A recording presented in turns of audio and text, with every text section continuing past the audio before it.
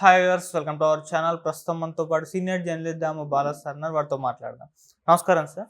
నమస్తే. సార్, వాలంటీర్ల వ్యవస్థ పైన ఇప్పటికి కూడా ఒక గందరగోళమే ఉంది సార్. అంటే చంద్రబాబు నాయుడు గారు అప్పుడు హామీ ఇచ్చారు ఎలక్షన్స్ కంటే ముందర, వీళ్ళని కంటిన్యూ చేస్తాను, శాలరీ కూడా పెంచుతానని చెప్పేసి.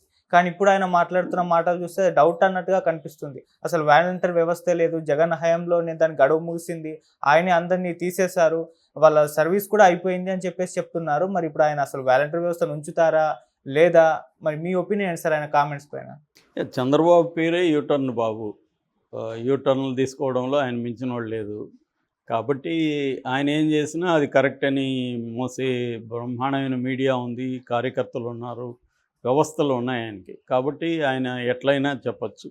నిజానికి వాలంటీర్లని వాళ్ళు ఇప్పుడు ఏం చెప్తున్నారు, చంద్రబాబు కానీ, కొలను పార్థసారథి కానీ, తెలుగుదేశం మీడియా కానీ ఏం చెప్తుంది, వాలంటీర్లని జగనే పక్కన పెట్టేశాడు, లాస్ట్ ఇయర్ ఆగస్టుకే వాలంటీర్ అగ్రిమెంట్ అయిపోయింది అనేది చెప్తున్నారు. ఇదేమన్నా కొత్త విషయమా? ఎలక్షన్ ముందే తెలుసు కదా వాళ్ళ అగ్రిమెంట్ అయిపోయిందని. వాళ్ళకి తెలియదా? వాలంటీర్లకి తెలుసు, అందరికీ తెలుసు. ఎందుకంటే 5 ఏళ్ళ వరకే వీళ్ళు ఉంటారు, మళ్ళీ కొత్త ప్రభుత్వం వచ్చినప్పుడు మళ్ళీ రెన్యువల్ చేస్తారు. వాళ్ళ పేరే వాలంటీర్, అదేమి రెగ్యులర్ ఎంప్లాయ్మెంట్ కాదు. ఎంప్లాయ్మెంట్ కానప్పుడు వాళ్ళతో ఒక ప్రభుత్వం ఒక ఒప్పందం చేసుకుంది, మీరు వాలంటీర్గా సర్వీస్ చేస్తున్న దానికి మేము గౌరవ వేతనం ఇస్తామని. సో వాళ్ళని పర్మనెంట్ ఎలా చేస్తారు? ఎవడైనా, ఏ గవర్నమెంట్ అయినా బుద్ధి లేక మాట్లాడడం తప్ప ఇవి. అంటే వీళ్ళు జనమంతా వెదవలని ప్రచారం చేస్తుంటే నమ్మేవాడు నమ్ముతాడనేది తెలుగుదేశం మీడియాకుండే, తెలుగుదేశంకే కాదు ఇప్పుడు అన్ని పార్టీలకి మీడియాకుండే ఇదే. కనీసం ప్రజలు ఆలోచిస్తారనేది కూడా ఎవరికి లేదు. ఎందుకంటే ఎక్కువ మంది ప్రజలు కూడా తమకి ఏమి లాభం ఉంటుందో చూస్తారు తప్ప ఆలోచించే పరిస్థితిలో కూడా ఉండరు. సో అందుకని వీళ్ళు ఇప్పటికీ అబద్ధాలు చెప్తున్నారు. కాబట్టి వీళ్ళు కొత్తగా చెప్పింది ఏం లేదు. వాలంటీర్ల అగ్రిమెంట్ అనేది లాస్ట్ ఇయర్ అయిపోయిందనేది అందరికీ తెలుసు. తెలిసి వీళ్ళు ఇప్పుడు మాట్లాడుతున్నారు. అది వాలంటీర్లకు కూడా తెలుసు. మళ్ళీ వాళ్ళనే కంటిన్యూ చేస్తాననేది జగన్ చెప్పిన హామీ. మీరు ఉండండి, మీరు మళ్ళీ మేము చేస్తానని. చంద్రబాబు కూడా అదే హామీ కదా ఇచ్చాడు. చంద్రబాబుకు అప్పుడు తెలీదా అగ్రిమెంట్ ఉన్నట్టు? చంద్రబాబు తెలీదా? అంత గుడ్డిగా కళ్ళు మూసుకున్నాడు చంద్రబాబు, లేకపోతే ఈ తెలుగుదేశం మీడియా? వీళ్ళకి అప్పుడు తెలీదా? సో తెలిసి ఎందుకు చంద్రబాబు నేను వాలంటీర్లకి కంటిన్యూ చేస్తాను, వీళ్ళకి 10,000 ఇస్తానని ఎలా అన్నాడు? పోనీ ఆ వాలంటీర్లు సరే అగ్రిమెంట్ అయిపోయింది, కొత్త వాళ్ళని తీసుకో. వాలంటీర్లని నువ్వు ఇచ్చిన హామీ నిలబెట్టుకోవాలంటే కొత్త వాళ్ళని తీసుకొని మరి 10,000 ఇవ్వు ఇప్పుడు. అదెందుకు చేయట్లేదు? అంటే ప్రతిదానికి ఇతను తీసుకునే యూటర్న్కి జగనే కారణమని చెప్పాలి. ఇప్పుడు 6 సూపర్ 6 హామీలు నెరవేర్చట్లేదు, దానికి జగనే కారణము. వరదలు వచ్చాయి, వరదల్ని డీల్ చేయడంలో ఫెయిల్యూరు, దానికి జగనే కారణము. ఇట్లా ప్రతిదానికి జగనే కారణం అని చెప్తే మరి ఇంక చంద్రబాబు ఎందుకు? చంద్రబాబు జగన్ చేయలేని పని చంద్రబాబు చేస్తాడని కదా చంద్రబాబును గెలిపించింది. ప్రతిదానికి జగన్ మీద నెపం వేసేస్తే నువ్వేం చేస్తున్నట్టు? సో జగన్ వెధవైనా కూడా నేను ఇది చేయగలిగాను అనేది కదా చెప్పాలి, అది చేయలేదు. సో ఇతను ఏంటంటే వాలంటీర్ల మీద ఎప్పుడూ చంద్రబాబు మంచి అభిప్రాయం లేదు, కంటిన్యూ చేయాలని లేదు. విధి లేక ఎన్నికలలో అనేక సమూహాలని మోసం చేసినట్టే వాలంటీర్లను కూడా చంద్రబాబు ఒక తప్పుడు హామీ ఇచ్చి మోసం చేశాడు. ఆయనకి క్లియర్గా తెలుసు ఈ రాష్ట్రంలో ఇది కొత్తగా ఏర్పడిన రాష్ట్రము, ఈ రాష్ట్రానికి ఆర్థికంగా బలంగా లేదు, అప్పుల్లోనే ఉంది. ఎందుకంటే విభజన హామీలు ఏది కూడా కేంద్రం నెరవేర్చలేదు. కేంద్రాన్ని ఎప్పుడూ జగను నిలదీయలేదు. జగన్ కంప్లీట్గా సరెండర్ అయిపోయాడు, చంద్రబాబు కూడా కంప్లీట్గా సరెండర్ అయిపోయారు. ఇద్దరూ తేడా లేదు ఈ విషయంలో. వీళ్ళు పోరాడి ఉంటే జగన్ కేంద్రం నుంచి కొంత విభజన హామీలు నెరవేర్చుంటే కొంతవరకు ఆంధ్ర రాష్ట్రం కొద్దిగా బెటర్గా ఉండేది. ఓకే. ఎందుకంటే ఒక హైదరాబాద్ 40 ఉమ్మడి ఆంధ్రప్రదేశ్లో మొత్తం రెవెన్యూలో 45% హైదరాబాద్ నుంచి వచ్చేది. అలాంటిది హైదరాబాద్ కోల్పోవడం వల్ల ఆంధ్రప్రదేశ్కి పెద్ద దెబ్బ తగిలింది. అట్లని వనరులు లేవా అంటే ఉన్నాయి, కానీ పెట్టుబడులు రావాలి కేంద్రం నుంచి. అందుకనే కేంద్రం విభజన చట్టం కాంగ్రెస్ పార్టీ చేసింది. ఆ విభజన చట్టం ప్రకారం రావాల్సింది వచ్చుంటే రాష్ట్రానికి చాలా మేలు జరిగేది. అట్లాగే ప్రత్యేక హోదా వచ్చునుంటే కూడా అనేక పరిశ్రమలు వచ్చిండేవి, అనేక రకాల ఇన్స్టిట్యూట్లు వచ్చిండేవి, అవన్నీ జరిగేవి. అవేవి వీళ్ళిద్దరూ చేయలే, చంద్రబాబు కానీ జగన్ కానీ. చేయకుండా ప్రజల్ని ఏమారిస్తూ ఇద్దరు బతికేశారు. అయితే వాలంటీర్ వ్యవస్థ అనేది జగన్ ఎందుకు తెచ్చాడంటే ఒకటి పార్టీ కేడర్ని వాళ్ళని నమ్మకుండా తనకి ప్రజలకు మధ్య ఒక వారధిగా ఒక వ్యవస్థను సృష్టిద్దామని జగన్ అనుకున్నాడు. ఓకే. జగన్కి ఏ రాజకీయ పార్టీ నాయకుడు చేసినా రాజకీయ ప్రయోజనాలు లేకుండా ఏ వ్యవస్థల్ని వీళ్ళు పెట్టరు, ఏ రకమైన నిర్ణయాలు తీసుకోరు. ఇప్పుడు హైడ్రో తెచ్చాడు. ఎందుకు తెచ్చాడు హైడ్రో? చెరువుల నుంచి విముక్తి చేయడానికా? అదే ఆయన చెప్పేది ఎవడు నమ్మడు. అది ఖచ్చితంగా రేవంత్ రెడ్డి రాజకీయ ప్రయోజనాలు ఆశించి, రాజకీయ ప్రయోజనాల్లో కూడా పార్టీ ప్రయోజనాలు, తన వ్యక్తిగత ప్రయోజనాలు ఆశించే హైడ్రాని తీసుకొచ్చాడు. అంతకుముందు రాజశేఖర రెడ్డి గొప్పగా చెప్పుకునే ఆరోగ్యశ్రీ, ఫీజు రీయింబర్స్మెంట్ కూడా రాజశేఖర రెడ్డి తెచ్చింది ప్రధానంగా ఎందుకు? హాస్పిటల్స్ కోసం, కార్పొరేట్ కాలేజీల కోసం. కాకపోతే సైడ్ ఎఫెక్ట్గా ప్రజలకు కూడా పనికొచ్చింది, అందుకని వాటికి పేరు వచ్చింది. అలాగా ఇప్పుడు జగన్ కూడా వాలంటీర్ వ్యవస్థను తన కోసమే నిర్మించుకున్నా కూడా ప్రజలకు అది హెల్ప్ అయింది.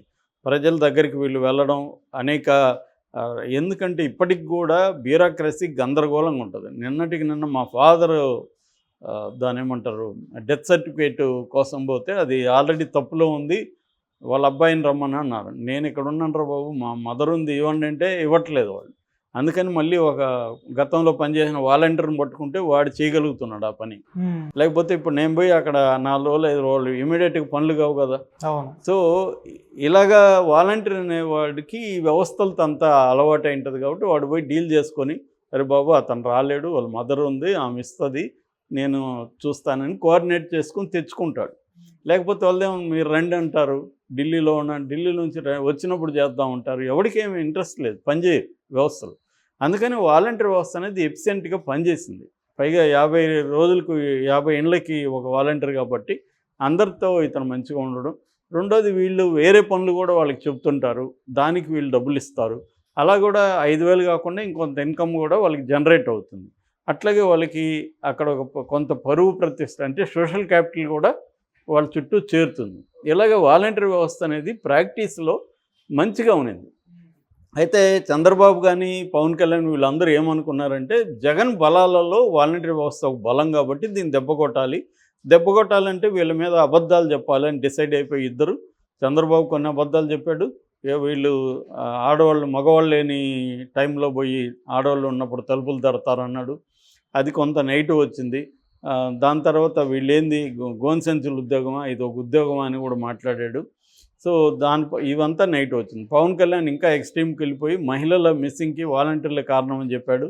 మళ్ళీ ఆయన కూడా రాజకీయ నాయకుడే కాబట్టి నేను అలా చెప్పలేదు, ఏదో కవర్ చేసుకున్నాడు. ఇలాగా వీళ్ళిద్దరూ వాలంటీర్ల వ్యవస్థ పట్ల ఎప్పుడు కూడా సుముఖంగా లేరు.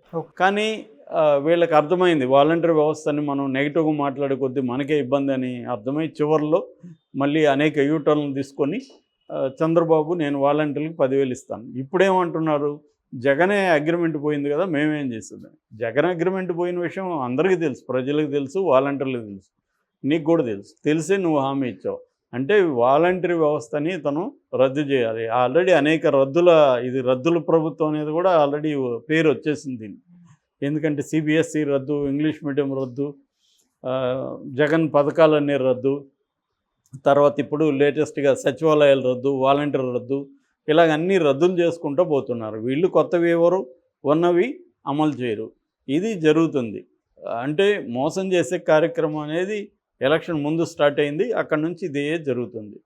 సో ఇది జరిగి ఇప్పుడు ఏంటంటే తన వైఫల్యాలను కప్పిపుచ్చుకోవాలి కాబట్టి ప్రతిదానికి జగన్ మీద వేయడం.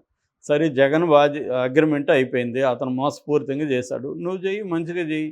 మరి పర్మనెంట్గా ఇచ్చే వాళ్ళకి ఇప్పుడు అసలు నువ్వేమీ చేయకుండా అతను కనీసం 5 ఏళ్ళకి పెట్టాడు కదా, నువ్వు అసలు పెట్టకుండా అది ఒకటి చెప్తున్నారు. రెండోది ఏం చెప్తున్నారు, వాలంటీర్లు అందరూ వైసీపీ కార్యకర్తలు అని.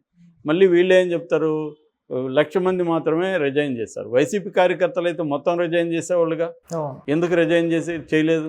ఎవడైనా కామన్ సెన్స్ ఉండేవాడు ఆలోచిస్తాడు కదా. 2,66,000 మంది ఉంటే 1,00,000 మంది వరకే రిజైన్ చేశారనేది వాళ్ళే చెప్తున్నారు. అంటే 1,60,000 మంది ఉన్నారు కదా, వాళ్ళు జనైనే కదా, వైసీపీ కార్యకర్తలు కాదు కదా, మళ్ళీ వాళ్ళకి ఇవ్వచ్చు కదా ఉద్యోగాలు. ఈ 1,00,000 మంది ఓకే, వాళ్ళు వైసీపీ వాళ్ళు పక్కన పెట్టు, వీళ్ళకి ఎందుకు ఇవ్వలేదు? ఫస్ట్లో మరి 3 నెలలకు ముందు ఏం చెప్పారు, గవర్నమెంట్ వచ్చిన తర్వాత కూడా మేము ఇస్తాము, వీళ్ళని ఎలా ఉపయోగించుకోవాలో చూస్తున్నాము ఎఫిషియెంట్గా అని చెప్పారు. మళ్ళేమో 50 ఇండ్లకి ఒకరు కాకుండా మొత్తం గ్రామానికి ఒకరు, సచివాలయానికి ఇంతమందని అలాగా కేటాయిస్తామని చెప్పారు. మళ్ళీ మంత్రులు తలో ఒక మాట చెప్పారు. నిన్న కూడా కొలను పార్థసారథి వీళ్ళని వివిధ డిపార్ట్మెంట్లో పెడతామని చెప్పాడు. మళ్ళీ చంద్రబాబు ఏమో అసలు ఇదంతా లేరు కదా, వాలంటీర్లు లేరు అనేస్తున్నాడు. అంటే అదేదో శంకరాచార్యుడు చెప్తాడు కదా, జగం మిథ్య, గజం మిథ్య, పలాయనం మిథ్య అని శంకరాచార్యుడు పాపులర్ కొటేషన్ ఉంది. ఒక ఏనుగు ఊరేగింపులో దానికి మ్యాడ్ వచ్చి జనాల్ని తొక్కేస్తే శంకరాచార్యుని అడిగారు, నువ్వు ప్రపంచం మిథ్య అంటావు కదా, మరి ఏనుగు వచ్చి చంపేసిందంటే ఏనుగు మిథ్యే, ప్రజలు పారిపోవడం కూడా మిథ్య అని చెప్పాడు అతను. అతను అప్పుడే మనలాంటి వాళ్ళు అయితే ఏమడుగుతామంటే, అతని మీద కత్తితో 4 ఘాట్లు కోస్తే అది కూడా కత్తి మిథ్యే, నీకు ఘాట్లు కూడా మిథ్యే అని చెప్తే ఎలా ఉంటుంది? అలా ఉంది ఇది. అంటే వాలంటీర్లే లేరు, నేను ఇంకా వాలంటీర్ల గురించి ఎందుకు మాట్లాడతారా అంటున్నాడు. సో అంటే వీళ్ళ అబద్ధాలని, వీళ్ళ మోసపూరిత హామీలని కప్పుపుచ్చుకొని 10,000 ఇచ్చే పరిస్థితిలో లేడు చంద్రబాబు. అది కావాలని మోసం చేయడానికి ఇచ్చిన హామీ, అనేక హామీలాగా. ఈ హామీకి 10,000 ఇచ్చే పరిస్థితి లేదు కాబట్టి నోటికొచ్చింది మాట్లాడడం. దాన్ని నమ్మేవాడు నమ్ముతాడులే అనుకొని ప్రచారం, తెలుగుదేశం మీడియా ప్రచారం చేస్తుంది. అంత తప్ప దీంట్లో ఎటువంటి నిజం లేదు. అగ్రిమెంట్ అయినది అయిపోయిందని అందరికీ తెలుసు. మళ్ళీ కొత్తగా ఈయన తీసుకోవాలనుకుంటే తీసుకోవచ్చు. ఈయన జగన్ తెచ్చిన ఏ వ్యవస్థని కంటిన్యూ చేయదలుచుకోలేదు. చేయదలుచుకున్నప్పుడు ఎలక్షన్ ముందు నిజాయితీగా చెప్పాలా. మొత్తం అబద్ధపు హామీలు ఎలక్షన్ ముందు ఇచ్చారు, మోసం చేశారు.